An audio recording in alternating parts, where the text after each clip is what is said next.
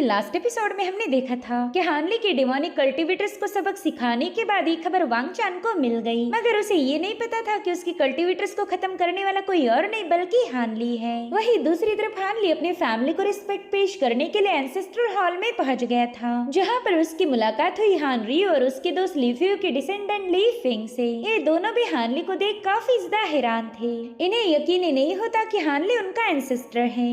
अब आगे तो इस एपिसोड की शुरुआत उसी सीन से होती जहाँ पर ये दोनों बंदे हानली को देखकर काफी ज्यादा हैरान थे। वो सोच में पड़ गए कि क्या यही हान फैमिली के एंसेस्टर हैं। वहीं पर हानली उन पर जरा भी ध्यान नहीं देता, उसका तो पूरा ध्यान अपनी हान फैमिली के रिकॉर्ड को पढ़ने पर था। उतने में ही हानरी उनसे पूछता है कि सीनियर, क्या आप वाकई हमारे हान फैमिली के ग्रेट अंकल हो? तो हानली कहता है कि मैंने तो कभी सपने में भी इमेजिन नहीं किया था कि लीफी और मेरी फैमिली इतनी ज्यादा क्लोज हो जाएगी। जैसे लीफी और मैं दोस्त थे वैसे ही तुम दोनों भी दोस्त हो। जिसके बाद अपने पुराने दोस्त लीफेयू को याद करते हुए कहने लगा कि मेरे दोस्त, मुझे तो इस बात पर जरा भी यकीन नहीं हो रहा। यहाँ पर वो लीफेयू की तस्वीर को देखकर उसे काफी ज्यादा मिस करने लगा। वो कहता है, मेरे भाई एक लंबा अरसा बीत गया, मैंने तुम्हें देखा नहीं। सच बताओ तो मुझे तुम्हारी काफी ज्यादा याद आ रही। यहाँ पर हानली को पुरानी बातें याद आने लगती है। दरअसल लीफेयू ज़ैंगशुआर नाम की बंदी को काफी ज्यादा पसंद करता था और फिर इस बुक को पढ़ने के बाद हानली को पता चला कि लीफेयू ने ज़ैंगशुआर के साथ ही शादी की थी और फिर तुमने उसी लड़की से शादी की जो तुम्हें पसंद थी। मैं यकीनन कह सकता हूँ कि तुम्हारी जिंदगी काफी ज्यादा खुशहाल होगी। इस किताब के जरिए हानली को पता चला कि लीफेयू की एक बहुत ही प्यारी फैमिली थी। वेल, हानली ने अपनी दोस्त को जाने से पहले कुछ पिल दे दी थी जिससे लीफेयू की लाइफ एक्सटेंड हो जाए, मगर हानली को अफसोस हुआ कि उन पिल्स की वजह से लीफेयू की लाइफ ज्यादा लॉन्ग नहीं बन पाई। कुछ ही सालों बाद लीफेयू की मौत हो गई। हानली सोचता है कि लीफेयू ने जिस मैरो एक्सट्रैक्शन पिल का यूज किया था शायद उसी ने उसकी बॉडी को डैमेज कर दिया, मगर भले ही लीफेयू की मौत हो गई, उसकी ब्लड लाइन वहाँ पर नहीं रुकी। उसके लिए फैमिली सिर्फ सरवाइव ही नहीं कर पाई बल्कि उन्होंने काफी अच्छी प्रॉस्पेरिटी भी हासिल की। तो हानली लीफेयू से कहता है, मेरे दोस्त, भले ही तुम जा चुके हो लेकिन तुम्हें इस बात से खुशी होगी कि तुम्हारी फैमिली महफूज है। वहीं पर ली फिंग हानली के मुंह से ये सारी बातें सुनकर काफी ज्यादा इमोशनल हो गया। वो कहता है, सीनियर, मेरे एंसेस्टर लीफेयू के हमें कुछ लेटर्स मिले थे जिनमें उन्होंने हानली नाम के बंदे का जिक्र किया था। उन्होंने अपने लेटर्स में बताया कि हानली उनके लिए दोस्त से बढ़कर था। इनफैक्ट उन्होंने तो अपने भाई का भी दर्जा दिया। तो प्लीज मुझे बता दीजिए कि मेरे एंसेस्टर लीफेयू ने जिसका जिक्र किया था क्या आप वही हो? तो हानली भी इसका हाँ में जवाब देता है, जो सुनते साथ ही ली फिंग काफी ज्यादा हैरान हो गया। हालांकि हानरी को अभी भी हानली की बातों पर यकीन नहीं होता। वो कुछ भी करके हानली की पहचान को कंफर्म करना चाहता था, इसलिए वो हानली से कहता है, सीनियर, हमारे इस एंसेस्ट्रल हॉल में हमारे फैमिली के एंसेस्टर की कुछ पर्सनल बिलोंगिंग्स हैं। उन चीजों को हान फैमिली के मास्टर से देख सकते हैं, यानी कि किसी भी आउटसाइडर को इनके बारे में कोई आइडिया नहीं होगी। अगर आप उन चीजों को पहचान पाओ तो मुझे आप पर यकीन हो जाएगा। हम पूरी तरह से कंफर्म हो जाएंगे कि आप ही हमारे एंसेस्टर हो। तो हानली भी इसके लिए तैयार हो गया। वो कह रहा था, हाँ, मैं उन चीजों को देखना चाहता हूँ। मुझे नहीं पता कि मैं उनमें से कितनी चीजों को पहचान पाऊंगा, लेकिन मैं कोशिश तो कर ही सकता हूँ। तो हानरी तुरंत ही उन पर्सनल बिलोंगिंग्स को लाने के लिए रवाना हो गया। थोड़ी देर बाद उन सारी चीजों को हानली के सामने पेश करता है, जिन्हें देखते साथ ही हानली काफी ज्यादा इमोशनल हो गया। वो कह रहा था कि मुझे तो कभी लगा ही नहीं था मैं इन चीजों को दोबारा से देख पाऊंगा। मुझे तो लगा था कि इनमें कुछ ऐसी भी चीजें होगी जो मेरे जाने के बाद इसमें ऐड की गई, लेकिन यहाँ मौजूद हर एक चीज को मैं पहचान सकता हूँ। सबसे पहला वो एक हेयर पिन उठा लेता है। वो कह रहा था कि वुडन हेयर पिन मेरे फादर ने मेरी मदर के लिए कार्व की थी और ये मेरी सिस्टर का सबसे फेवरेट स्लिंग शॉट है। मैं तो मेरी सिस्टर के लिए हर एक खिलौना अपने हाथों से बनाता था और ये स्लिंग शॉट भी मैंने उसके लिए बनाया है। उसने मुझसे कहा था कि मुझे पतंग बना के दो, लेकिन उसके काइट को बनाने से पहले मैं घर छोड़कर चला गया। और फिर सबसे आखिर में हानली एक ब्रेसलेट उठा लेता है। उस ब्रेसलेट को देखकर तो हानली काफी ज्यादा इमोशनल हो गया, क्योंकि ये 200 सालों पहले उसकी सिस्टर ने उसके लिए बनाया था। और अब हानली के इमोशंस देखकर ये दोनों घुटनों पर आ गए। वो लोग हानली से कह रहे थे कि प्लीज हमें माफ कर दीजिए, हमने आप पर शक किया। आप ही हमारे ग्रेट अंकल हो, इसलिए प्लीज आप हम दोनों की गुस्ताखी को नजरअंदाज कीजिए। साथ ही साथ उन दोनों ने हानली के सामने अपना सिर झुका दिया था। वहीं पर उस ब्रेसलेट को देखकर हानली की आंखों में आंसू आ गए। वो चाहकर भी समय में वापस जाकर अपनी सिस्टर से मिल नहीं सकता था। भले ही कल्टीवेशन की पाथ ने उसे एक सुप्रीम एल्डर बना दिया, मगर हानली को रिग्रेट थे कि वो अपनी फैमिली के साथ समय नहीं बिता पाया। तो वो इन लोगों को बताता है कि उस वक्त हमारी फैमिली काफी ज्यादा गरीब थी, घर में खाने का एक दाना भी मौजूद नहीं था और इसीलिए मुझे मजबूरी में घर छोड़ना पड़ा। मैंने 7 मिस्टीरियस सेक्ट को ज्वाइन किया था।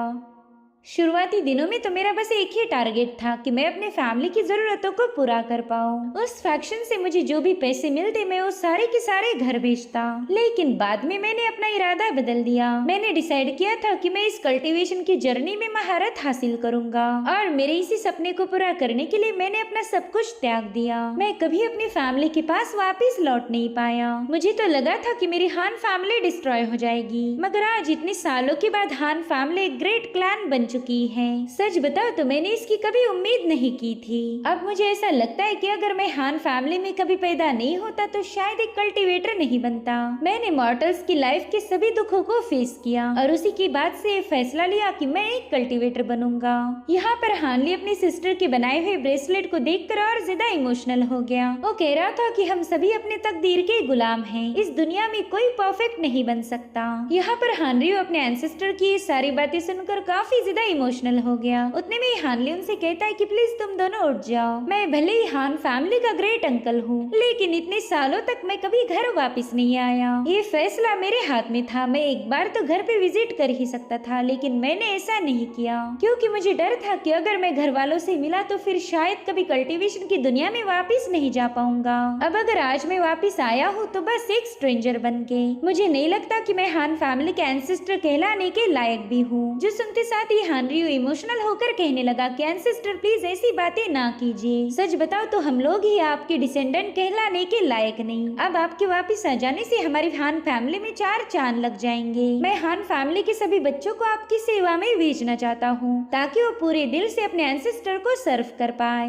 जो सुनते साथ ही हानली ने इसके लिए मना कर दिया। वो कह रहा था कि मुझे ये बात बिल्कुल पसंद नहीं कि कोई मुझे सर्व करे। मैं तो आज यहाँ पर इसलिए वापस आया था ताकि मॉर्टल वर्ल्ड के साथ मेरा जो अटैचमेंट था उसे आखिरी बार देख पाऊँ। तो अब ये अटैचमेंट का धागा मैं देख चुका हूँ, तो अब इसे ब्रेक करके मेरा वापस जाना ही सही रहेगा। आज इसी वक्त मॉर्टल वर्ल्ड से मेरा सारा रिश्ता खत्म हो जाएगा। मेरी हान फैमिली और मेरे दोस्त लीफियो के डिसेंडेंट को महफूज देखकर मुझे काफी ज्यादा सुकून मिला। अब तो मैं बड़े ही आराम से यहाँ से जा सकता हूँ। मुझे हमेशा सुकून रहेगा कि मेरे सभी लोग महफूज हैं। और इतना कहते साथ ही हानली वहाँ से निकलने वाला था, मगर तभी हानरी उससे रिक्वेस्ट करता है कि प्लीज कुछ दिनों के लिए रुक जाए, हमें आपके साथ वक्त बिताने का मौका मिलेगा। साथ ही साथ हमारे क्लैन के बच्चे भी आपसे गाइडेंस हासिल कर सकते हैं। प्लीज हमारे साथ कुछ दिन रुककर हमें आपकी ब्लेसिंग्स दीजिए। जिस पर हानली कह रहा था कि मुझे ऐसा नहीं लगता कि इसकी कोई जरूरत है। मैंने इस सिटी में आते ही अपने डिवाइन सेंसेस का यूज करते हुए पूरी सिटी को चेक किया। भले ही हमारी हान फैमिली में ढेर सारे मेंबर्स हैं, मगर उनमें से किसी के पास भी स्पिरिचुअल रूट्स मौजूद नहीं है।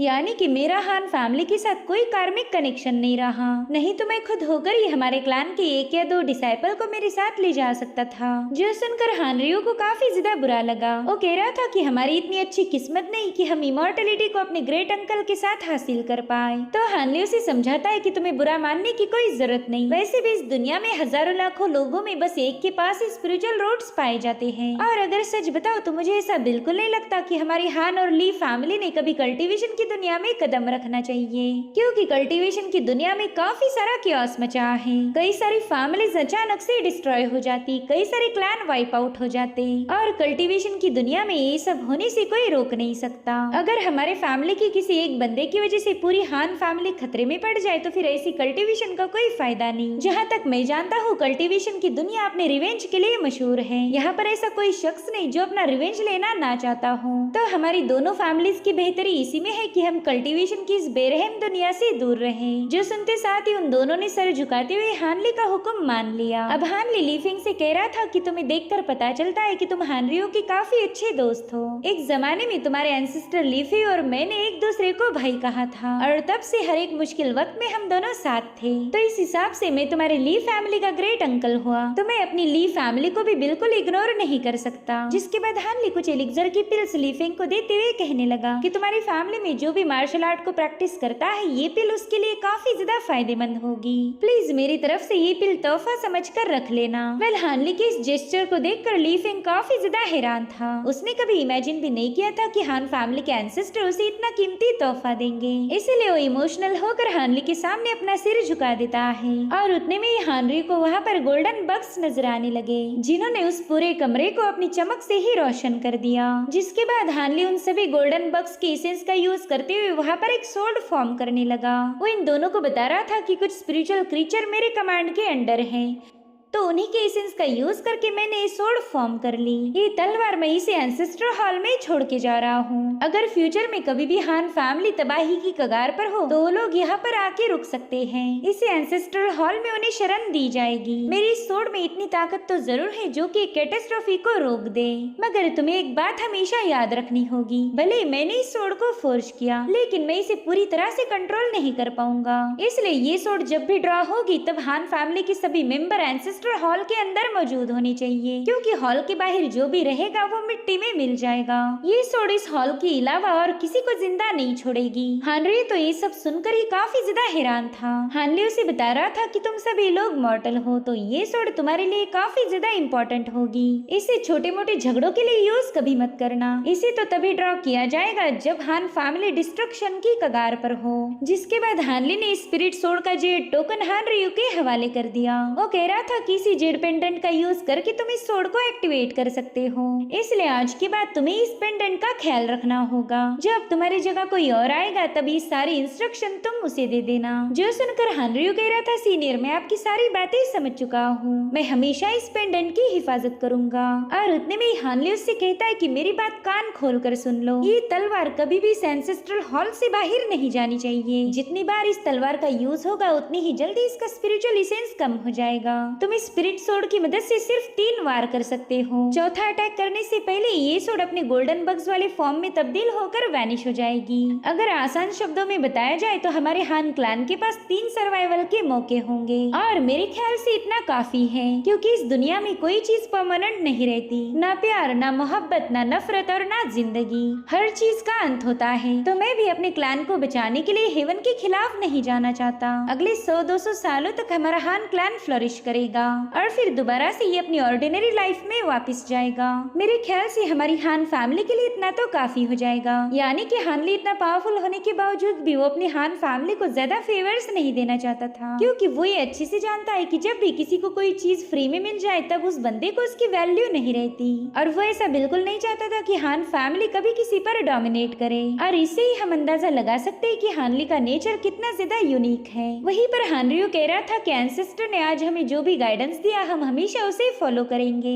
अब हानली उनसे कहता है कि थोड़ी देर पहले तुमने मेरा फेस देखते ही मुझे पहचान लिया था, इसका मतलब ये है कि तुम्हारे पास मेरी कोई तस्वीर होगी, तो क्या तुम वो मुझे दिखा सकते हो? जो सुनते साथ ही हानरी अपने अंकल को उस चेम्बर में ले गया जहाँ पर उसकी पोर्ट्रेट रखी गई थी। वहाँ के एक हिडन वॉल पर हानली को अपनी एक तस्वीर नजर आई जो कि पूरी तरह से हानली के चेहरे से मेल खाती थी। और फिर हानली वहाँ पर अपने पेरेंट्स की तस्वीर देखता है जिसमें उसकी सिस्टर की फैमिली भी मौजूद थी। साथ ही हानली को बताया जाता है कि कुछ सालों पहले जू कंट्री पर एक कयामत आई थी जिसमें हान फैमिली के न जाने कितने सारे लोग मारे गए। तो हानरियो कहता है कि उस वक्त आपके पेरेंट्स और सिस्टर ने सबकी मदद की। उन्होंने पूरे विलेज को बचाने के लिए काफी सारी मेहनत की थी। उन्होंने ही हमें खाना दिया, रास्ते से उठाकर घर दिया। अगर आपके पेरेंट्स और सिस्टर ना होते तो शायद हमारी हान ब्लड लाइन खत्म हो जाती। उन्होंने ही हमें जिंदगी जीने का मौका देकर काबिल बनाया। इसी वजह से हम हान फैमिली के एंसेस्टर का एक कर्जा कभी भी उतार नहीं सकते। उन्हें हर एक जनरेशन में याद किया जाएगा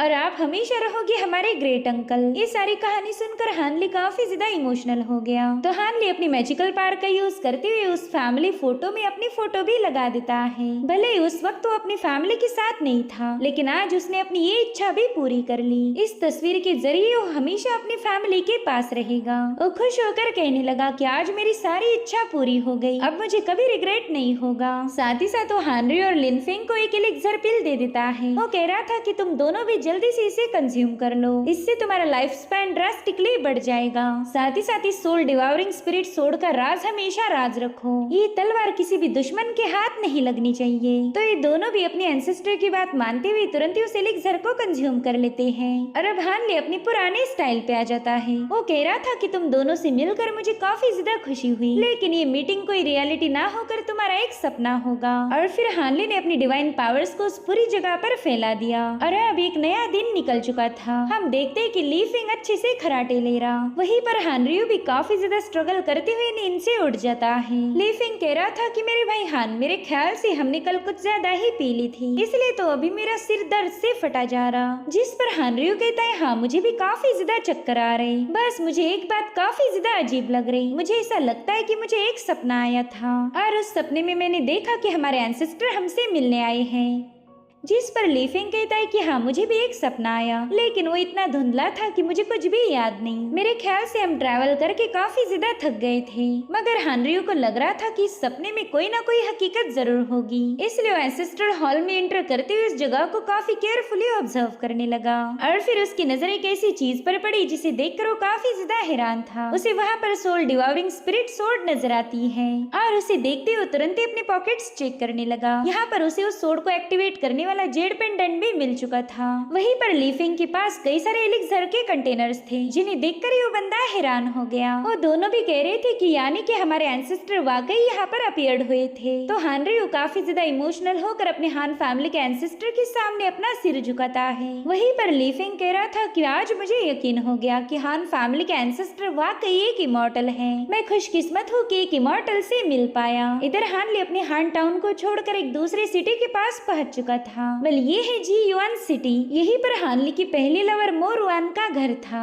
जिसके बाद हमें जी युआन सिटी का मार्केट एरिया दिखाया गया। हान ली इस सिटी को एक्सप्लोर करने के लिए पहुंच चुका था। वो कहता है कि जी युआन सिटी तो बिल्कुल भी नहीं बदली, इसकी पुरानी खूबसूरती अभी भी बरकरार है। हान ली ने इस टाउन में आने के बाद एक रेस्टोरेंट में खाना खाया था। वेल, इस रेस्टोरेंट का नाम है द ड्रंकन इमॉर्टल। जब वहाँ के ओनर को पता चला था कि हान ली एक इमॉर्टल है, तब उसने अपने होटल का नाम बदल कर द ड्रंकन इमॉर्टल रख दिया। ये वही जगह है जहाँ पर हान ली ने मोरवान के घर पर नजर रखी थी। उतने में ही सिल्वर मून की उसे आवाज आई। वो कह रही थी, मास्टर आप तो मुझे काफी ज्यादा खोए खोए नजर आ रहे हो। जिस पर हान ली कह रहा था कि ऐसी कोई खास बात नहीं है जो मुझे परेशान कर रही, मैं बस ये देखकर हैरान हूँ कि चीजें कितनी ज्यादा बदल जाती हैं। पहले यहाँ के कई सारे लोगों को मैं जानता था और अब उनमें से कोई भी मौजूद नहीं। कुछ सालों पहले इस जू कंट्री पर 7 फैक्शंस का राज था, लेकिन वो सारे सेट अपने आप सीज हो गए। मॉर्टल वर्ल्ड में कोई भी चीज ज्यादा दिनों तक टिक नहीं सकती और यही इस दुनिया की खासियत है। वैसे ये तो हो गई मेरी बातें, मुझे ये समझ नहीं आ रहा कि तुम इतने दिनों से खामोश क्यों थी।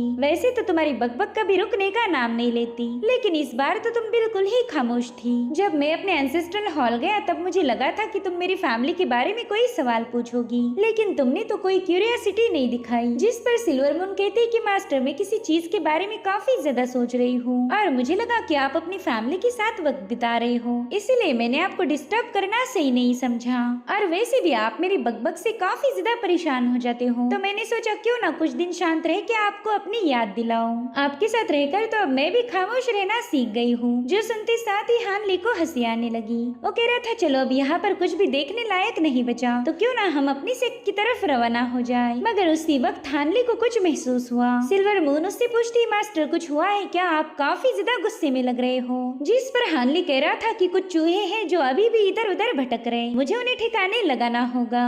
जी युआन सिटी से 100 मील दूर का इलाका दिखाया गया, जहाँ पर जोंगलिन और हानियो अपने कल्टीवेटर्स के साथ मिलकर हान ली पर नजर रखे हुए थे। दरअसल इन्हें शक है कि हान ली के पास वुड स्पिरिट इन्फेंट होगा, मगर इन्हें हान ली की पावर्स का कोई अंदाजा नहीं। ये लोग काफी देर से उस क्लिफ पर रुके हुए थे, तो उनका कल्टीवेटर उनसे पूछने लगा कि क्या कोई मसला हुआ है, हम एक जगह पर क्यों रुक गए। जिस पर जोंगलिन बताती है कि मुझे इस पहाड़ी इलाके में दूसरे फैक्शंस के लोगों की भी ऑरा महसूस हो रही है। साथ ही साथ हम जिस नेसेंट सोल कल्टीवेटर को फॉलो कर रहे थे वो भी अचानक से एक जगह पर रुक गया। हमें नहीं पता कि वो बंदा इतनी देर से वहाँ पर क्यों रुका होगा। तो कल्टीवेटर उसे बताने लगा कि सीनियर ऐसा भी हो सकता है कि उस बंदे को हमारे बारे में पता चल गया। वैसे भी नेसेंट सोल के पास काफी स्ट्रॉन्ग डिवाइन सेंसेस होते हैं। अब उसकी बात सुनकर जोंगलिन उस पर भड़क गई। वो कह रही थी कि तुम फालतू की बातें करना बंद कर दो।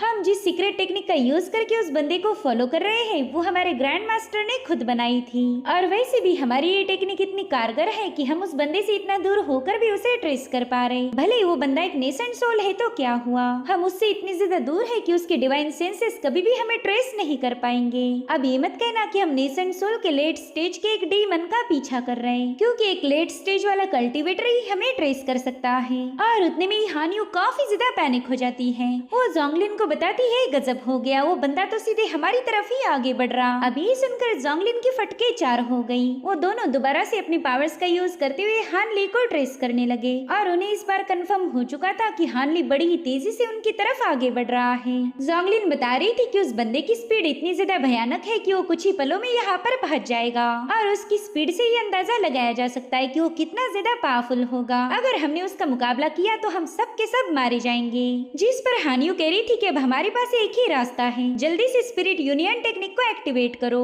उसी टेक्निक का यूज करके हम यहाँ से भाग सकते हैं और वैसे भी 6 डेविल डाओ सेक के कल्टीवेटर्स भी यहाँ पर पहुँच जाएंगे, तो हम उनसे बात करके शायद ये मसला हल कर सकते हैं। जिसके बाद ये सभी लोग स्पिरिट यूनियन टेक्निक को एक्टिवेट करते हुए तुरंत ही वहाँ से रवाना हो गए। वेल, इस टेक्निक की खासियत ये थी कि वो इन सभी की पावर्स को एक साथ जोड़ सकती। साथ ही साथ उन्होंने अपने ऊपर एक फॉर्मेशन भी सेटअप कर लिया था। इस फॉर्मेशन का यूज करते हुए वो हानली के अटैक से खुद को बचा सकते थे। साथ ही साथ जोंगलिन हानियो से कहने लगी कि सीनियर जल्दी से हमारे एंसेस्टर को पैगाम भेजो, उन्हें बताओ कि यहाँ की सिचुएशन हमारे आउट ऑफ कंट्रोल है, हम चाहकर भी वुड स्पिरिट इन्फेंट को हासिल नहीं कर पाएंगे। और अब हम देख पाते हैं हानली को, जो कि अपने थंडर विंग्स का यूज करते हुए बड़ी ही तेजी के साथ उनका पीछा कर रहा था। इस दुनिया में ऐसा कोई शख्स नहीं जो कि हानली के विंड एंड थंडर के फेदर्स की स्पीड को बीट कर पाए। वहीं पर सिल्वर मून हानली से कह रही थी कि आपका डिवाइन सेंस तो कमाल का है, वो लोग तो आपसे काफी ज्यादा दूर थे मगर आपके डिवाइन सेंस ने उनकी मोमेंट्स को ट्रैक कर लिया। हम लगभग 150 या 200 मील दूर थे, लेकिन फिर भी आपके आने से उन चूहों ने यहाँ से भागना शुरू कर दिया।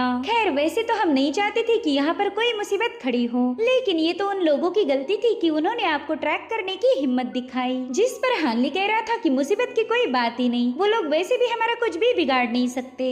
उस ग्रुप में लगभग 2 कोर फॉर्मेशन स्टेज के कल्टीवेटर्स हैं, तो उनसे निपटना बस चंद ही सेकंड्स का काम होगा। वैसे तो मेरी उनके साथ कोई पर्सनल दुश्मनी नहीं, लेकिन उन्होंने अपने बाप को ट्रैक करने की जरूरत दिखाई है, तो उन्हें सबक सिखाना जरूरी होगा। कोई मुझ पर नजर रखे, ये बात मुझे जरा भी बर्दाश्त नहीं होती। तो सिल्वर मून भी हानली की इस बात से पूरी तरह से अग्री थी। वो कहती, हाँ मास्टर, आप जल्दी से उन्हें एलिमिनेट कीजिए ताकि वो फ्यूचर में आपके लिए कोई थ्रेट न बन जाए। जो सुनते साथ ही हानली ने अपना स्पीड बढ़ा दिया। वो बिजली की रफ्तार से आगे बढ़ रहा था, मगर उतने में हानली को महसूस होता है कि यहाँ पर कुछ और लोग भी मौजूद हैं। वहीं दूसरी तरफ जोंगलिन और हानियो काफी तेजी से आगे बढ़ रहे थे। एक वो हानली की स्पीड से काफी ज्यादा परेशान थी और फिर उन्हें पता चला कि यहाँ पर तो 6 डेविल डाओ सेक के कल्टीवेटर्स भी पहुंच चुके हैं। उन्हें डर था कि कहीं वो डिमोनिक कल्टीवेटर्स इन्हें ट्रेस न कर ले। अगर ऐसा हुआ तो इनके सैंडविच बनने के पूरे चांसेस थे। दरअसल वांगचान ने भेजा हुआ एल्डर टोंग और गुई अपने कल्टीवेटर्स के साथ उस इलाके में पहुंच चुका था। उसने भी देखा कि स्पिरिट क्लियर सेक के लोग यहाँ पर घूम रहे हैं, इसलिए ये लोग सीधे आकर उनके सामने धमक गए। एल्डर गुई कह रहा था कि मेरे ख्याल से तुम स्पिरिट कंट्रोल सेक की जोंगलिन और हानियो हो।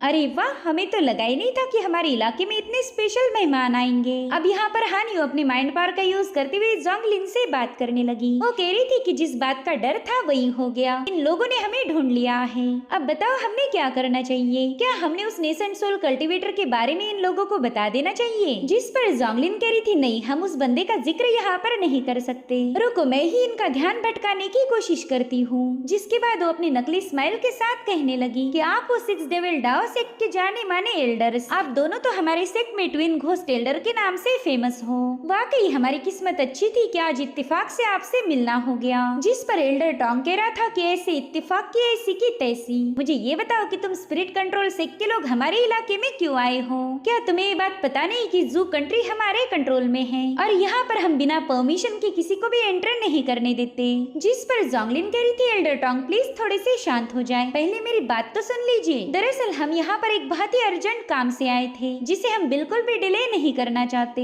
और इसी वजह से हमें आपके 6 डेविल डाओ सेक को इन्फॉर्म करने का मौका ही नहीं मिला। प्लीज हम पर यकीन कीजिए, हम आपकी कोई डिसरिस्पेक्ट करना नहीं चाहते थे। जिस पर एल्डर गुई कह रहा था कि तुम यहाँ पर किस लिए आए, इससे हमें कोई फर्क नहीं पड़ता और ना ही हमें वो जानने में दिलचस्पी है। हमारा तो तुमसे बस एक ही सवाल है जिसका जवाब तुम्हें देना पड़ेगा। चलो मुझे बता दो कि क्या तुमने कुछ दिनों पहले येलो मैपल वैली के इलाके को विजिट किया था? अब इस पर क्या जवाब दिया जाए ये जोंगलिन को समझ नहीं आ रहा था, क्योंकि हानली को ट्रैक करने के चक्कर में इन्हें उस इलाके से गुजरना पड़ा था। तो अब जोंगलिन सफेद झूठ बोलते हुए कहने लगी कि क्या कहा आपने, येलो मैपल वैली? ना हम तो उस वैली के पास गए भी नहीं। मेरे ख्याल से आप उस बंदे की तलाश में हो जो थोड़ी देर में यहाँ पर पहुँच जाएगा। दरअसल वो कल्टीवेटर येलो मैपल वैली के इलाके से बड़ी ही तेजी के साथ यहाँ पर आ रहा है और मुझे पूरा यकीन है कि उसी ने आपके 6 डेविल डाओ सेक के कल्टीवेटर्स को मार दिया होगा। जिस पर गुई कहने लगा कि हमने तो अभी तक हमारे कल्टीवेटर्स के मरने का जिक्र भी नहीं किया, तो फिर तुम्हें इसके बारे में कैसे पता चला?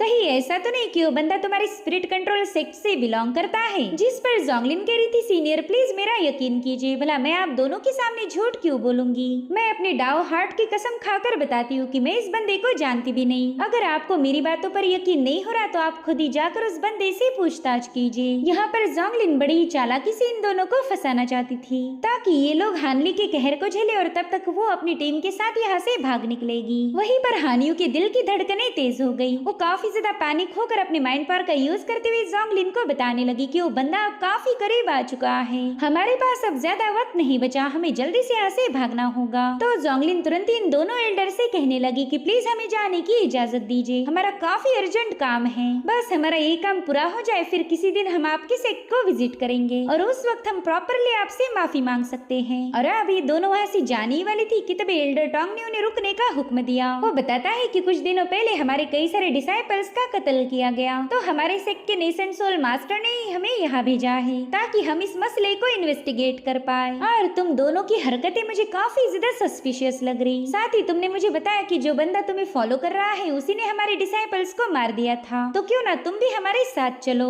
हम सब लोग मिलकर उसे कन्फ्रंट करेंगे। अब इतने सारे लोग होने के बाद तो उसे सच्चाई उगलनी ही पड़ेगी। अब ये दोनों इतने भी बेवकूफ नहीं कि किसी नेसेंट सोल को कन्फ्रंट करे, इसलिए इन्होंने तुरंत ही अपनी पावर्स को एक्टिवेट कर दिया। तो इस तरह से ये दोनों ग्रुप्स भी एक दूसरे पर अटैक करने के लिए तैयार हो गए। हानियो कह रही थी कि हमें कुछ भी करके यहाँ से रास्ता बनाना ही होगा वरना हम सब की कोई खैर नहीं। लेकिन उतने में वहाँ पर बहुत ही स्ट्रॉन्ग स्पिरिचुअल एनर्जी रिलीज होने लगी। ये स्पिरिचुअल एसेंस इतना ज्यादा भयानक था कि कुछ पलों के लिए ये लोग फ्रीज हो गए और फिर इन सब के होश उड़ जाते हैं। टोंग और गुई के तो चेहरे का रंग ही उड़ गया। वो कह रहे थे कि इन दोनों लड़कियों ने हमें उल्लू बनाया, इनके पीछे कोई आम कल्टीवेटर नहीं बल्कि एक नेसेंट सोल पड़ा है। ये बंदा तो एक नेसेंट सोल वाला डीमन है, ये हमें जिंदा नहीं छोड़ेगा। और ये बात इन दोनों को अच्छे से पता थी, लेकिन फिर भी इन्होंने हमें अपने जाल में फंसाया। उतने में टोंग अपने साथियों को हुक्म देता है कि यहाँ पर बकबक करने की बजाय जल्दी से यहाँ से भाग निकलो। जो सुनते साथ ही सभी लोग वहाँ से बिखरने लगे। टोंग कह रहा था कि मैं जल्दी से जाकर हमारे एंसेस्टर को रिपोर्ट करता हूँ। वहीं पर एल्डर गुई तो इन दोनों बंदियों को मारना चाहता था, लेकिन फिलहाल उसकी ही जान के लाले पड़े हैं, इसलिए वो इन दोनों को धमकाते हुए तुरंत ही वहाँ से भाग निकला। वहीं पर जोंगलिन कह रही थी कि इन कुत्तों ने हमारा ढेर सारा वक्त जाया किया, अगर इन लोगों ने हमारा रास्ता नहीं रोका होता तो शायद हम यहाँ से भागने में कामयाब हो जाते। तो अब इन लोगों की जो स्पिरिट यूनाइट टेक्निक थी वो भी इन्हें डिस्टर्ब करनी पड़ी। हानली को उल्लू बनाने के लिए ये लोग अलग अलग दिशाओं में भागने लगे और अब थोड़ी देर में हानली वहाँ पर अपीयर हो जाता है। उसके चेहरे पर से ये नजर आ रहा था कि वो काफी ज्यादा गुस्से में है। पहला तो इन लोगों ने उसे फॉलो किया और अब इन्हीं की वजह से उसे और लोगों को मारना पड़ेगा। वो अपने डिवाइन सेंसेस का यूज करते हुए इन सभी लोगों को गिन लेता है, जो कि टोटल 17 लोग थे और ये सब के सब अलग अलग दिशाओं में भाग रहे। क्या इन बेवकूफों को ऐसा लगता है कि मैं अपने फॉर्म्स को स्प्लिट नहीं कर सकता? और अब हानली ने यहाँ पर अपने गोल्डन बक्स के सोर्ड को समन कर लिया। उसके एक ही इशारे पर वो सोर्ड्स चारों ओर फैल गई थी, जिसके बाद हानली भी बड़े ही मजे के साथ शिकार पर रवाना हो गया। इधर हानली की सोर्ड्स ने डिमोनिक कल्टीवेटर्स को खत्म करना शुरू कर दिया था। वहीं दूसरी तरफ हम टोंग को देख पाते, जो कि अपनी घोड़ पर सवार होकर काफी तेजी से आगे बढ़ रहा था। वो कह रहा था कि मेरे पास गजब की wind and fire escape technique है, भले ये कोई नेसेंट सोल कल्टीवेटर ही क्यों ना हो, ये मुझे पकड़ नहीं सकता। और उतने में उसे हानली की आवाज आने लगी। वो कह रहा था, ओ अच्छा ऐसा क्या, मुझे तो पता ही नहीं था, तुम्हारी टेक्निक तो वाकई गजब की है यार। खैर मेरे दोस्त, तुम काफी दूर आ चुके हो तो क्यों ना अब मुलाकात हो जाए, मैं तुमसे पर्सनली मिलकर तुम्हें मैं गुड बाय बोलना चाहता हूँ, तो प्लीज मुझे इजाजत दो। और फिर उतने में हानली सीधे उसके सामने अपीयर होकर उसका गला दबोच लेता है। टोंग तो उसे देखते साथ ही जोर जोर से चिल्लाने लगा। वो कह रहा था, सीनियर प्लीज मुझे बख्श दीजिए, मैं एक सोल शैटरिंग मास्टर का डिसाइपल हूँ। इतना ही नहीं, 6 डेविल डाओ सेक्ट के यंग मास्टर वांग चान का गार्डियन भी हूँ। जिस पर हानली कह रहा था कि मेरे सामने इंट्रोडक्शन देने की कोई जरूरत नहीं, मैंने तो ऑलरेडी तुम्हें पहचान लिया। अब यहाँ पर एल्डर टोंग को पुराना किस्सा याद आता है, जब हानली ने नकाब पहनकर घोस्ट स्पिरिट सेक्ट और 6 डेविल डाओ सेक्ट को उल्लू बनाया था। वो काफी ज्यादा हैरान होकर कहने लगा कि ये तो इम्पॉसिबल है। और फिर वहाँ पर हानली ने अपनी एनर्जी का एक जोरदार ब्लास्ट करते हुए टोंग का किस्सा खत्म कर दिया। तो इस तरह से हानली ने वांग चान के एक और क्लोज बंदे को कम कर दिया।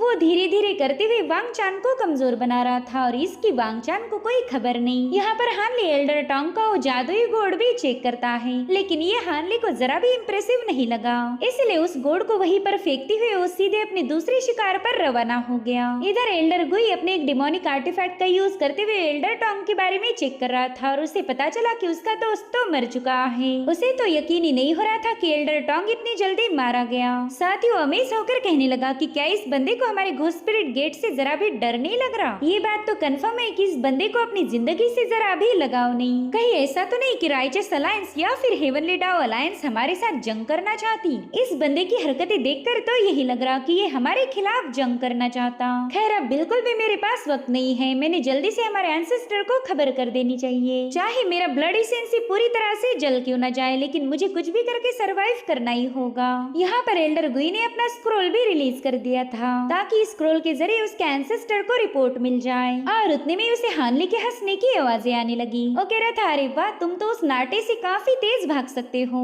लोग तो तुम्हें ट्विन ब्रदर्स के नाम से जानते हैं, लेकिन ट्विन वाली तो तुम दोनों में कोई बात नहीं थी। यहाँ पर एल्डर गुई ने अपने सामने पावरफुल शील्ड फॉर्म कर ली थी। वो कहता है, सीनियर क्या हम अच्छे से बात करके इस मसले को सॉर्ट आउट नहीं कर सकते? उतने में हानली की सोड सीधे उसकी शील्ड को पियर्स करते हुए उस बंदे के आर पार घुस जाती है। हानली कह रहा था, क्या कहा तुमने, अच्छे से बात करना? अरे मुझे तो वाकई पता नहीं था कि तुम्हारे डिमोनिक सेक्ट के पास बातचीत करने की भी परंपरा है। यहाँ पर हानली के गोल्ड बग्स ने उस बंदे को एक ही सेकंड के अंदर चट कर दिया था। हानली उससे कहता है, माफ करना, लेकिन मुझे तुम सभी को एलिमिनेट करना होगा। अगर तुम में से कोई भी जिंदा बच गया तो फिर डिमोनिक पाथ के सभी ओल्ड मॉन्स्टर्स मेरे पीछे लग जाएंगे। हानली देखता है कि उसके गोल्डन बग्स की पावर अब काफी ज्यादा बढ़ चुकी है। उन्होंने एल्डर गुई के साथ साथ उसके मैजिक ट्रेजर को भी एक ही पल में डिवावर कर लिया था। हानली को इस बात की खुशी है कि उसके गोल्डन बग्स पावरफुल हो रहे, मगर अब इन्हें कंट्रोल करना हानली के लिए मुश्किल हो जाएगा। अब अगर उसे गोल्डन बग्स को हैंडल करना है तो उसे किसी पावरफुल इंसेक्ट कंट्रोल टेक्निक की जरूरत पड़ेगी।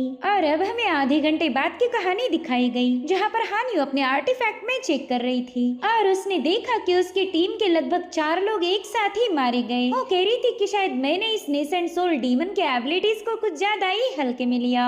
अगर मैं घोस्ट स्पिरिट गेट के लोगों के साथ मिलकर उसका मुकाबला करती तो हमारे बचने के चांसेस थे। हमने उन डिमोनिक कल्टिवेटर्स को पहले ही सब कुछ बता देना चाहिए था। और उतने में उसने देखा कि एक चमकती हुई थंडर पावर बड़ी तेजी के साथ उसके पास पहुंच चुकी है। हानली के आने से वहाँ पर इतनी जोरदार लाइटनिंग रिलीज हुई कि वहाँ का पूरा इलाका ही चमकने लगा। उस रोशनी में हानियो हानली का चेहरा देख नहीं पा रही थी, मगर हानली ने इसे पहचान लिया। वो कह रहा था कि अरे ये तो वही लड़की है। और उतने में हानियो के माथे पर टच करते हुए हानली उसे बेहोश कर चुका। थोड़ी देर बाद जब हानियो को होश आया तब वो काफी ज्यादा घबराई हुई थी। उसने तुरंत ही अपनी बॉडी को चेक किया, मगर उस पर तो कोई चोट नहीं थी। वो काफी ज्यादा हैरान होकर कहने लगी कि उस बंदे ने तो मुझ पर कोई अटैक नहीं किया। साथ ही वो नोटिस करती कि उसका स्टोरेज बैग भी उसी के पास था। तो हानियो काफी ज्यादा कंफ्यूज हो गई। जहाँ तक उसे पता है कि उस नेसेंट सोल ने उसके सभी साथियों को मार दिया था, मगर उसे कोई नुकसान नहीं पहुँचाया। तो खुद से ही पूछने लगी कि क्या वो बंदा मुझे जानता था? नहीं, ये तो इम्पॉसिबल है। स्पिरिट कंट्रोलिंग सेक्ट के एंसेस्टर के अलावा मैं कभी किसी नेसेंट सोल से नहीं मिली थी। जिसके बाद वो दोबारा से अपना आर्टिफैक्ट चेक करती है, मगर वो उसमें जोंगलिन को ट्रेस नहीं कर पा रही थी। तो उसे लगा कि शायद जोंगलिन एक तो मारी गई होगी या फिर सेंसिंग इलाके की रेंज से बाहर चली गई। मगर वो नेसेंट सोल इतना ज्यादा खतरनाक था कि मुझे नहीं लगता कि जोंगलिन जिंदा बची होगी। जिसके बाद वो अपनी स्पिरिचुअल बर्ड को अवेकन करते हुए वहाँ से रवाना हो गई। मगर वो खुद से बार बार यही सवाल पूछ रही थी कि आखिर उस बंदे ने मुझे जिंदा क्यों छोड़ा। जिसके बाद सीन शिफ्ट होकर हम जोंगलिन को देख पाते हैं जो कि हानली की बाहों में बेहोश पड़ी थी। वहीं पर सिल्वर मून हानली को चिढ़ाते हुए कहने लगी कि वाह मास्टर, आज तो आपने काफी अच्छा शिकार पकड़ा है।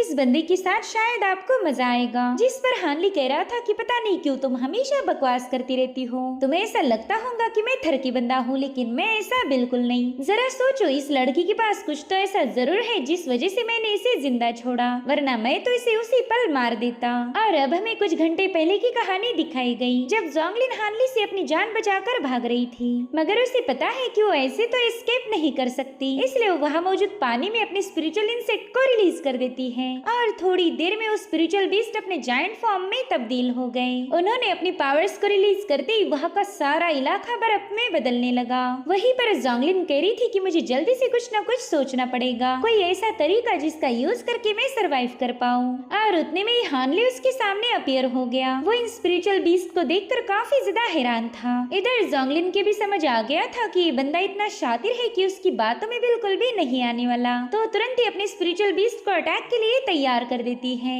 हानली तो काफी केयरफुली उन बीस्ट को ऑब्जर्व कर रहा था। वो दिल ही दिल में कहने लगा कि स्ट्रेंज इंसेक्ट की लिस्ट में 18वीं रैंकिंग पर है और एंशिएंट टाइम में इन्हें 6 विंग फ्रॉस्ट सेंटीपीड भी कहा जाता था।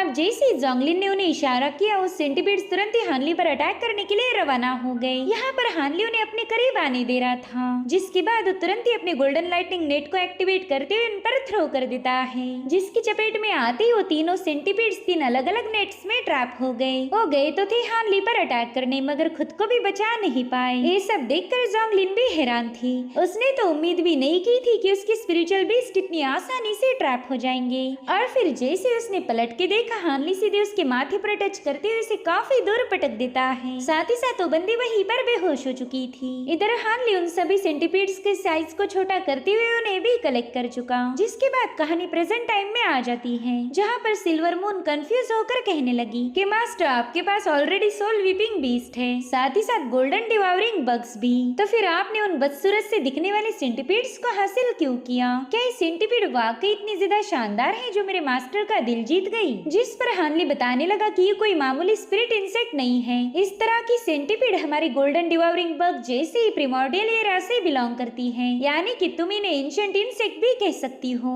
ऐसा कहा जाता है कि इनके पास आइस एट्रीब्यूट वाले ट्रू ड्रैगन्स की ब्लड लाइन है। जैसे ही ये सेंटीपीड अपनी मैच्योरिटी को हिट करेंगे, तब इनकी बॉडी पूरी तरह से बर्फ जैसी सफेद हो जाएगी। साथ ही साथ इनकी बॉडी से 6 विंग्स भी बाहर आ जाएंगे, जो कि इन्हें डिट्टो एक ट्रू ड्रैगन जैसा रूप दे सकते हैं। इतना ही नहीं, जब ये अपनी ब्रीदिंग को रिलीज करेंगे, तब ये लगभग 100 मीलों तक का इलाका कवर करके उसे पूरी तरह से बर्फ में बदल सकते हैं। तो इसीलिए मैंने इन्हें ट्रैप किया। मगर ये बंदी ऑलरेडी इनकी मास्टर बन चुकी है, तो इन पर जोर जबरदस्ती करने से काम नहीं बनने वाला। तब ये बंदी हमारे काम आ जाएगी। और इसके बावजूद इसे जिंदा रखने की एक और वजह है, ये बंदी स्पिरिट कंट्रोलिंग सेक्ट से बिलोंग करती, यानी कि इसके पास इंसेक्ट कंट्रोलिंग टेक्निक होगी। तो मैं उस टेक्निक के बारे में जानना चाहूंगा। ये सुनकर सिल्वर मून उससे कहने लगी कि मास्टर, आप तो कल्टीवेशन को लेकर कुछ ज्यादा ही सीरियस हो। आपने काफी आगे की सोच कर ही इस बंदी को जिंदा रखा। खैर, इसके बारे में तो मैं समझ गई कि आप इससे वो टेक्निक हासिल करना चाहते, मगर वो दूसरी बंदी तो यहाँ से भाग निकली, तो फिर आपने उसे जिंदा क्यों जाने दिया? तो हानली दिल ही दिल में कहने लगा कि उसका नाम है हान युनजी, मेरी और उसकी पुरानी जान पहचान है। उस बंदी को जिंदा रखने की बस एक ही वजह है, उसे देखकर मुझे अपनी सिस्टर की याद आती थी।